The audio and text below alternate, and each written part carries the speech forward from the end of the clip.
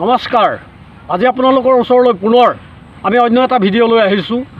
অতীজৰ কিছুমান কাহিনীৰ কথা, মানে আমি শুনা কথাহে দেই, সঁচা মিছা সেইখিনি আমি সঠিক প্ৰমাণ দিব নোৱাৰিম বাৰু। তাৰমানে কি হ'ল, এজন বুঢ়া আছিলে তেতিয়া এই অটব্য অৰণ্যত অকলহৰে থকা গছৰ ওপৰত ধুনীয়াকৈ সুন্দৰকৈ চাং পাতি তেখেতে মানে থাকে আৰু দিনৰ দিনটো ইটো সিটো কিবা কিবি কৰি পেলাই থাকে।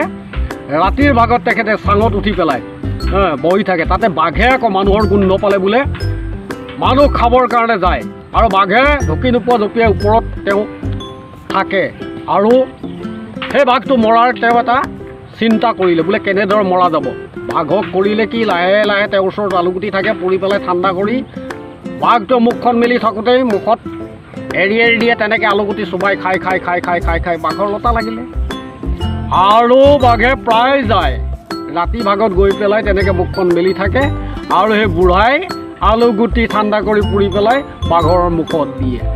এদিনাখন বুঢ়াই কৰিলে কি, এটা শিলগুটি, গোল শিলগুটি এটা একেবাৰে ৰঙা কৰি তপতাই থৈ দিছে জুইত দি, আৰু বাঘো সঠিক সময়ত আহি পেলাই এইডোখৰতে মুখখন কৰি মেলি আছিলে, আৰু লাহেকৈ শিলগুটিটো এৰি দিলে। বাঘৰ মুখত সোমাই শিলগুটি গৈ পেটত পালে, আৰু বাঘে হাও হো কৰি পেলাই গৈ বোলে একেবাৰে গোটেই তৰা নৰা ছিঙি হাবিত গৈ মৰি থাকিলে। কিন্তু সঁচানে মিছা সিমান সঠিক কথা নাজানো। আৰু তেতিয়া কিছুমান মানুহ আছিলে অতিৰিক্ত কথা কৈ বৰ ভাল পায়, ডাংকুপ মাৰি, সঁচাই হওক মিছাই হওক।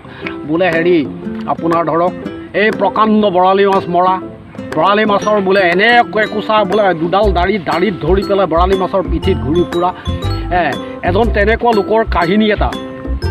তেখেতে বোলে এবাৰ গৈ পেলাই এখন বিলত গৈ চালেগৈ, দেখিলে এখন বিলৰ কাণত বোলে বৰ প্ৰকাণ্ড বৰালি। এনেকুৱা বৰালি যিটো বৰালিৰ তুলনা কৰিবলৈ তেনেকুৱা কোনো আমাৰ ওচৰত প্ৰমাণেই নাই তেনেকুৱা, বা তেনেকুৱা তুলনা আমি দিবই নোৱাৰোঁ। তেনেকুৱা এটা বোলে বৰালি দেখিলে। দেখি পেলাই কি কৰিব বুঢ়াই, না বোলে পচাৰে মাৰিব না পলহেৰে মাৰিব, এনেকুৱা প্ৰকাণ্ড বৰালি। বুঢ়াই বোলে জাপ মাৰি উঠি ল'লে পিঠিত, আৰু একদম দাড়িত বোলে পকাই ধৰিলে, একেবাৰে দাড়িত পকাই ধৰিলে। বুঢ়া গৈ আছে বোলে একেবাৰে হেণ্ডল ডুব কৰি গৈ বোলে গছৰ মুখত বৰালি গৈ পেলাই একদম মূৰা খুন্দিয়াই দিলে।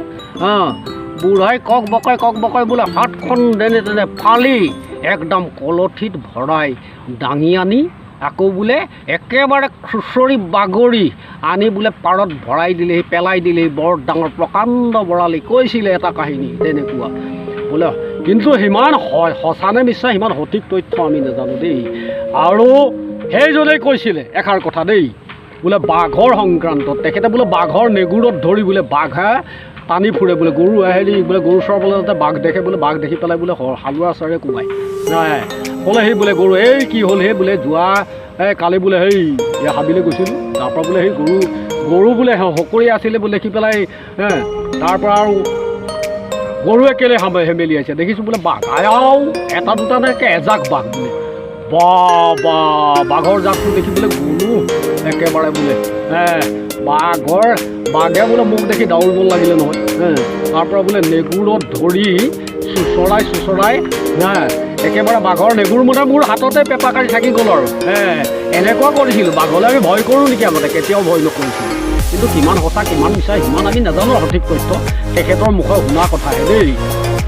সেইবোৰে কাহিনী আৰু আগৰ। প্ৰকৃততে সত্য নে অসত্য নে সিমান এটা নিৰ্ণয় কৰিব নোৱাৰি, সিদ্ধান্ত ল'ব নোৱাৰি।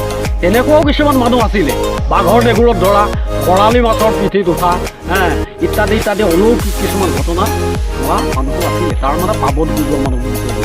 ইমানেই আৰু ধন্যবাদ দেই।